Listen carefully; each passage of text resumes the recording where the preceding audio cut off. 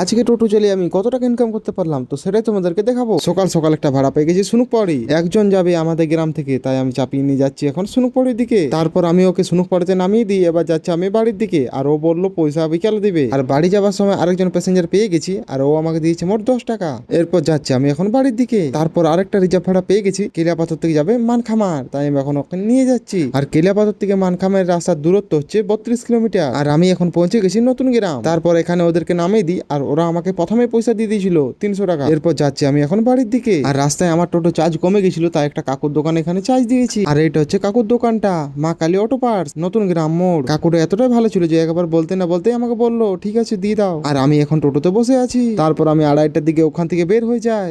এবার যাচ্ছি আমি মানখামারের দিকে। ওখান থেকে 2জন প্যাসেঞ্জার আর রতনপুর থেকে 2জন প্যাসেঞ্জার, মোট 4জন প্যাসেঞ্জার যাবে আমাদের গ্রামকে। তারপর ফাইনালি আমি পৌঁছে গেছি রতনপুরে। আর এখান থেকে সব প্যাসেঞ্জার চাপিয়ে নিয়ে এবার যাচ্ছি আমি বাড়ির দিকে। তারপর আমি ওদেরকে এখানে নামিয়ে দিই, আর ওরা আমাকে দিয়েছে মোট 450 টাকা। এরপর যাচ্ছি আমি বাড়ির দিকে। আর আজকের ভিডিওটাই পর্যন্ত, দেখা হচ্ছে নেক্সট ভিডিওতে।